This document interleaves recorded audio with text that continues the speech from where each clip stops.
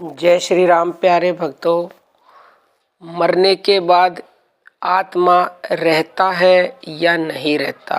कठोप उपनिषद में जो नचिकेता और यमराज के बीच में बातचीत हुई थी उसके द्वारा आपको समझाते हैं, ध्यान से सुनिएगा। नचिकेता ने देखा कि उसके पिता वाजश्रवस ऋषि को बूढ़ी और निकम्मी गाय दान में दे रहे हैं, तो उससे न रहा गया।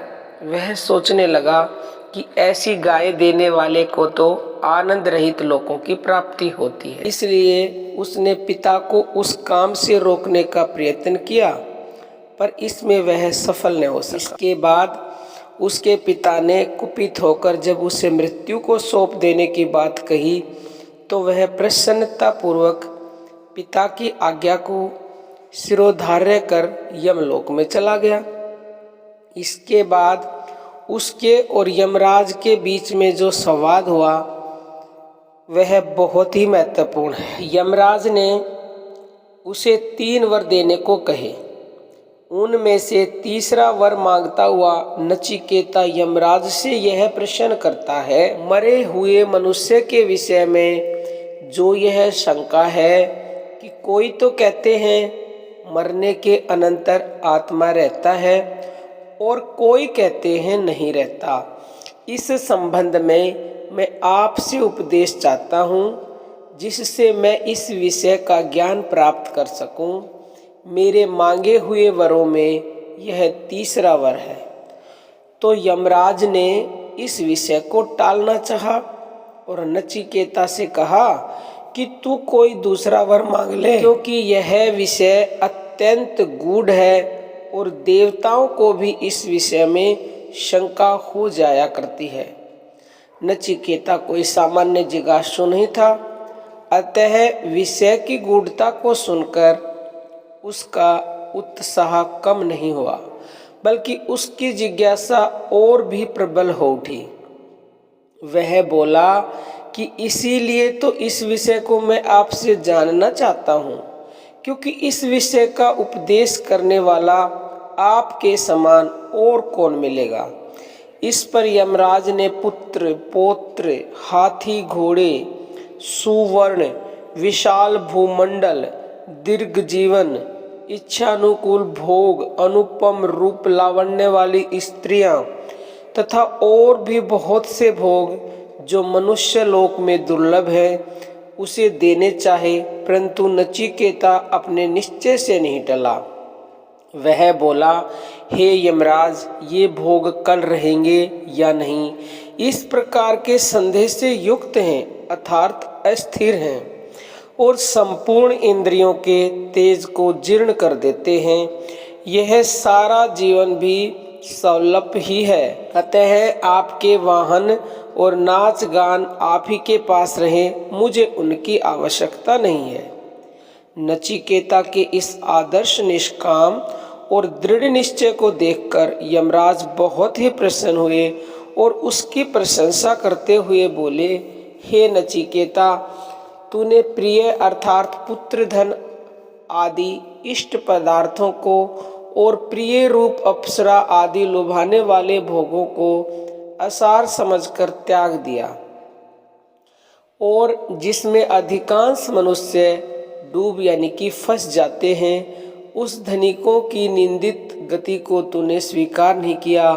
धन्य है तेरी निष्ठा। जो मूर्ख धन के मोह से अंधे होकर प्रमाद में लगे रहते हैं, उन्हें प्रलोक का साधन नहीं सूझता। यही लोक है, प्रलोक नहीं है, ऐसा मानने वाला पुरुष बार बार मेरे चंगुल में फंसता है, यानी कि जन्मता और मरता है। आगे कहते हैं, हे प्रियतम, सम्यक ज्ञान के लिए कोरा तर्क करने वालों से भिन्न किसी शास्त्र आचार्य द्वारा कही हुई यह बुद्धि जिसको तुमने पाया है, तर्क द्वारा प्राप्त नहीं होती। आहा, तेरी धारणा बड़ी सच्ची है। हे नचिकेता, हमें तेरे समान जिज्ञासु सदा प्राप्त हो। हे नचिकेता, तूने बुद्धिमान होकर भोगों की परम अवधि, जगत की प्रतिष्ठा यज्ञ का अनंत फल, अभय की पराकाष्ठा, सतुत्य और महती गति तथा प्रतिष्ठा को देखकर भी उसे धैर्य पूर्वक त्याग दिया। शाबाश। इन वचनों से इस विषय की महत्ता तथा उसे जानने के लिए कितने ऊंचे अधिकार की आवश्यकता है, यह बात घोषित होती है।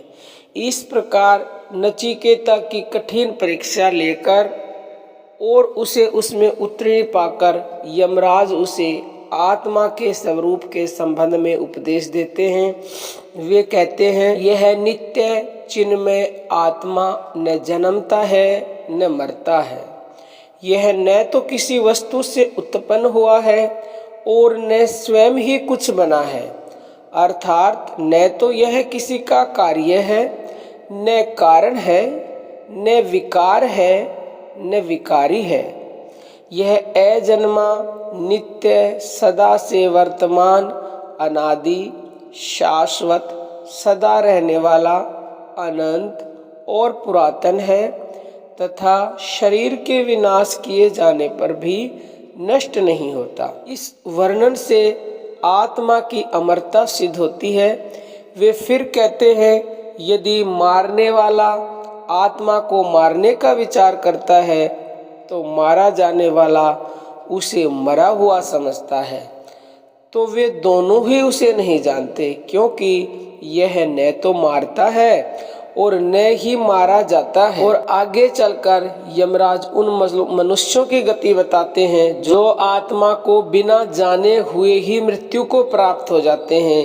वे कहते हैं, अपने कर्म और ज्ञान के अनुसार कितने ही देहधारी तो शरीर धारण करने के लिए किसी देव, मनुष्य, पशु, पक्षी आदि योनि को प्राप्त होते हैं और कितने ही स्थावर भाव, वृक्ष आदि योनि को प्राप्त होते हैं। तो प्यारे भक्तों, ये दुर्लभ सत्संग, एक एक शब्द इसका महत्वपूर्ण है। अब आपको आत्मा रहता है या नहीं रहता इस बात का पता चला, लेकिन इस आत्मा को जानना बहुत ही जरूरी है। अगर इसको जाने बिना आपकी मृत्यु हो गई तो आप समझ सकते हैं कि आपको किस योनि में जन्म मिलेगा, जो अभी हमने बताया। तो इस आत्मा को जानिए, और जानने का तरीका है कि भगवान की भक्ति कीजिए, नाम जप कीजिए, प्राण जप कीजिए। एक बार उस नाम को पकड़ लीजिए तो आप अवश्य ही इस आत्मा को जान पाएंगे। अब हम अपनी वाणी को विराम देते हैं। जय श्री राम। प्यारे भक्त।